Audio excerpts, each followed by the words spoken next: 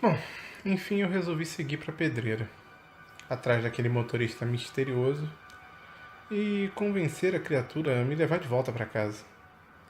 Acho que vale a pena explicar que eu mesmo não liguei aquele ônibus e voltei para casa dirigindo, basicamente por dois motivos. O primeiro é bem mais importante, é porque eu não sei dirigir. É vergonhoso, eu não sei. Nunca tirei habilitação. Imagina dirigir um ônibus. O segundo é que, ainda que eu soubesse dirigir, também precisaria saber fazer uma ligação direta, porque a chave não estava no ônibus. Bem, agora à luz do dia, munido de mais recursos graças ao seu Antero, e com algum conhecimento, mesmo que pouco da região, eu podia seguir em frente com um pouco mais de confiança. Voltei e peguei a tal da trilha da direita. Comecei a caminhada. Por um momento, me arrependi de não ter perguntado ao Antero quanto tempo eu levaria para chegar a tal pedreira.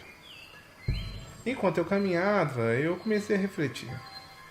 Cara, pensa bem. É uma pedreira abandonada. Isso não tem como ser um cenário legal, sabe? Eu não conseguia imaginar nenhuma possibilidade. Onde eu chegava lá, encontrava um motorista assando marshmallow numa fogueira, cantando belas canções, e me chamava: ei, senta aí, vamos comer marshmallow, bater um papo, a gente já vai voltar. Cara, era certo que ia dar algum problema, né? Bom, meu braço esquerdo ainda doía bastante, e eu estava preocupado em ter algum tipo de infecção. Eu confiava na capacidade do senhor que viveu a vida toda isolado. É certo que ele deve ter se machucado ou sido mordido uma vez ou outra. Ele morava no meio de uma cabana que tinha lobos. No meio de uma floresta, né? Numa cabana onde tinha lobos ao redor. Eu esperava ficar bem, mas que doía, doía, cara. E eu não gostava nem um pouco de sentir dor. Eu sou aquele tipo de cara que toma remédios se começar a sentir qualquer dorzinha de cabeça. Eu não tinha nada de útil na minha mochila que pudesse me ajudar a diminuir a dor. Eu tinha uma faca de cozinha, daquelas de ponta arredondada que mal corta a manteiga, um garfo, uma colher, que era que eu levava para almoçar no trabalho, pasta de dente, uma escova para tirar o cheiro de sujeira da boca depois do almoço, meus fones de ouvido, um caderno e uma caneta que eu usava para fazer anotações no trabalho, minha carteira, meu crachá. Eu não tinha mais nada. Nem comida eu levava para o trabalho. Eu devo ter caminhado por mais de uma hora. Agora, sem celular, não dava para saber. Cheguei em uma parte onde a trilha ficou praticamente encoberta pela vegetação. Fiquei com um certo receio de me perder, mas continuei no que se parecia mais com a trilha, pelo menos para mim. É certo que eu imaginei que se eu tivesse ido à noite, eu não teria achado aquilo de jeito nenhum. Mas, mesmo assim, ainda não tinha certeza que eu tinha achado ainda de dia. Falando um pouquinho sobre a vegetação, agora com a luz do dia, eu pude perceber que ela era um tanto quanto diferente. Bonita, para dizer a verdade. Parecia floresta de filme do Senhor dos Anéis, sabe? Aquelas florestas americanas. Eu acho que o nome é Floresta Temperada. Não se parecia com a vegetação que eu já tinha visto quando viajava por aí em excursão. Eu achei isso estranho, mas depois de ser mordido por um lobo, eu achava que nada mais podia me surpreender. Sabia de nada, inocente. Um pouco tempo depois eu vi a tal pedreira. Não era mesmo o que eu imaginava de uma pedreira. Parecia mais com uma mina. Daquelas que aparecem em desenho do pica-pau, sabe? Aqueles desenhos antigos. Uma entrada, uma pequena colina rochosa, apoiada com aquelas longas traves de madeira, fazendo aquele quadrado enorme. Bom, peguei a minha lança mata-lobo e me aproximei da entrada.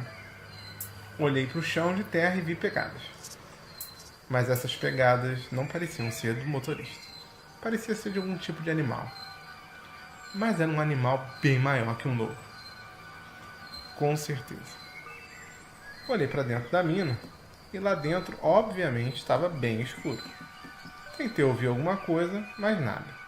Total silêncio. Parei, cocei a minha cabeça e fiquei pensando: como vou fazer para resolver essa situação? Não dá para entrar naquele lugar sem nenhum tipo de iluminação, meu celular estava morto e eu pensei em improvisar uma tocha. Se eu fosse fumante, certamente teria um isqueiro na mochila, mas eu não era. E eu não sabia como fazer aquele fogo com pauzinhos. Então eu tive uma outra ideia. Vou entrando aos poucos, bem devagar, em modo furtivo do ninja. Sei que a nossa visão tende a ir se adaptando à escuridão. Eu ia até um ponto, me adaptava, avançava um pouco mais, me adaptava e aí fazia assim. Bom, foi isso que eu fiz. Entrei um pouco, parei até minha visão se adaptar, avancei mais alguns passos, escureceu completamente de novo, parei de novo. E nessa segunda parada, eu devia ter entrado aí uns 10 metros na caverna. E percebi que parecia mesmo uma caverna. Era possível ver até algumas goteiras, sabe? Aquelas infiltrações de caverna. O clima era bem úmido e escuro e sinistro. Era uma sensação meio diferente para mim. Aí eu comecei a sussurrar bem baixinho. Ei, motorista! Motorista, você tá por aqui? Aquele meu sussurro, apesar de baixo, ecoou por aquelas paredes da caverna. O motorista não respondeu. Mas em alguns instantes eu comecei a ouvir algum barulho vindo do fundo da mina. Os barulhos me lembravam bastante o do lobo, mas eram mais altos e mais assustadores. Acho que depois da experiência do lobo, eu já tinha ativado meu padrão mental de reação a qualquer tipo de ameaça. E não tive aquela paralisia inicial de pensar no Discovery Channel, sabe? Eu já saí correndo alucinadamente com tudo que tinha. Infelizmente para mim, o tudo que eu tinha nunca seria suficiente para fugir de nada, principalmente daquilo. Eu ouvi alguma coisa vindo atrás de mim. Eu sentia o barulho das patas batendo no chão e eram bem pesadas. Por um momento eu olhei para trás. Eu já tinha saído da mina, já estava avançando dentro da floresta. E eu via à luz do dia uma criatura abominável. Eu nunca tinha visto aquilo na minha vida. Nem em filme de terror, cara. Era como se fosse um urso negro, mas só que em vez de orelhas, ele tinha orelhas e chifres de alce, olhos vermelhos, umas garras enormes que pareciam umas espadas, presas igualmente enormes, devia ter de 3 a 4 metros. E o desgraçado corria bastante para uma criatura daquele tamanho e emitia um urro apavorante. Eu já estava pensando na minha morte dolorosa. Porque pensa só, eu na noite passada tinha quase morrido por um lobo, que era praticamente do meu tamanho. Tá, era um pouco maior. Imagina um monstro umas 2 a 3 vezes maior do que eu. Eu achava que o seu Antero não ia aparecer ali mesmo com um machado para me salvar de novo. E aí meus olhos procuravam desesperadamente alguma forma de sobreviver e eu vi uma árvore bem grande. Essa árvore tinha um espaço entre as raízes, onde eu provavelmente caberia, mas aquela criatura não. Ele era muito grande para caber ali. Eu me enfiei naquele buraco de uma vez por todas. Eu encostei o máximo na parede contrária, né, nas raízes afastadas. Ela formava uma espécie de mini oca, assim, era oca e tinha uma entrada pequena e era um pouquinho grande lá dentro. A criatura nem ligou para eu ter entrado ali. Parecia um animal querendo comer um pássaro que ainda estava dentro do ovo. Ele começou a atacar, a morder, enfiar garra, chifre na árvore. Eu estava apavorado. A minha lança tinha ficado caída perto da caverna. Eu não dava nem para espetar aquele troço para tentar afastar ele dali. E sinceramente, a minha lancinha, mesmo que espetasse ele, não ia causar nenhum cosquinho naquele troço. Eu pude ver a criatura e ela tinha marcas de sangue no focinho e nas garras. Eu olhei para o lado através de uma pequena fresta e vi que a alguns metros de mim, alguma coisa que parecia ser um resto de uma pessoa, um animal, uma poça de sangue totalmente destroçada. Alguém tinha sido morto, muito provavelmente por aquele monstro, bem recentemente. Eu senti o hálito fedorento dele. Era muito forte. Estava destroçando parte da raiz, estava cada vez mais perto de mim. Eu não tinha mais para onde recuar, não tinha como sair dali. Pelo visto, esse seria mesmo o meu fim. Como última alternativa, eu lembrei do acônito na mochila. Peguei o saquinho com veneno e me preparei para, na primeira oportunidade, lançar dentro da boca daquela criatura quando ele viesse com aquelas presas enormes tentar morder. E a oportunidade surgiu. Quando eu fiz o movimento de lançar o acônito na boca dele, para minha sorte, foi bem na garganta. Do jeito que ele estava furioso e sedento de sangue, ele estraçalhou e engoliu aquele troço inteiro com veneno. Se um punhadinho podia matar um lobo, eu imaginei que aquela sacola devia dar cabo daquele monstro gigante. Na hora, eu me lembro de ter pensado que seria como nos jogos de RPG ou de videogame. Acertei o veneno, ele ficava envenenado e puf, caía instantaneamente. Pronto, a inteligência venceu a força bruta. Cara, mas não era um jogo, não era um filme, não era nada disso. Não aconteceu nada, ele comeu aquilo e continuou violentamente. Atacava, mordia, arranhava. Eu me acuei mais ainda. Torcia para aquele veneno fazer efeito rápido, antes que as raízes, mesmo fortes, sucumbissem à força daquele troço. Ele continuava batendo, mordendo, chifrando, e eu ouvi o estalido da madeira da árvore. E estava tão encostado no fundo daquele pequeno abrigo que era quase que um papel de parede. Ele quebrou uma parte bem na minha frente da raiz, uma que estava me protegendo, e a garra chegou a pouquíssimos centímetros de mim.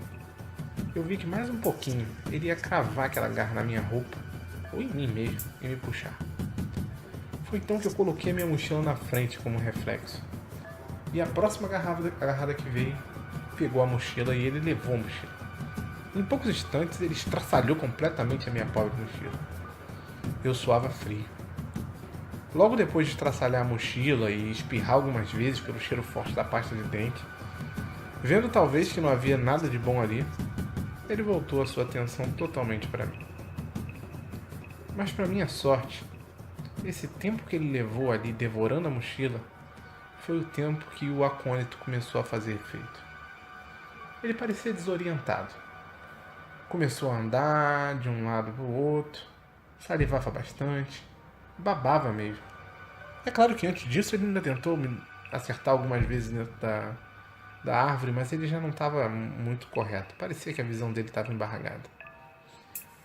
Ele começou a emitir alguns sons estranhos, respirava com dificuldade, andando para lá e para cá, para lá e para cá, sempre com aqueles olhos vermelhos sedentos de sangue, olhando diretamente para mim.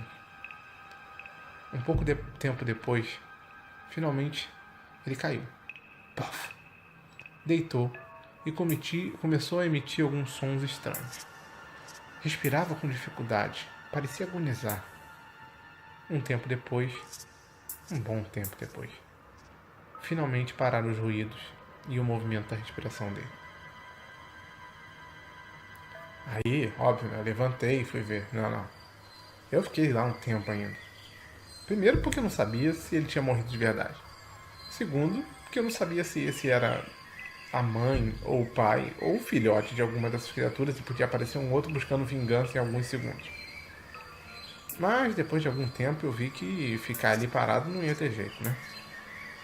Então, para ter certeza que aquele troço não estava se fingindo de morto, eu levantei, fui lá, peguei a minha lancinha, dei umas cutucadas nele, meio que numa direção que eu pudesse correr de volta para meu abrigo, mas parecia que o monstro tinha finalmente morrido.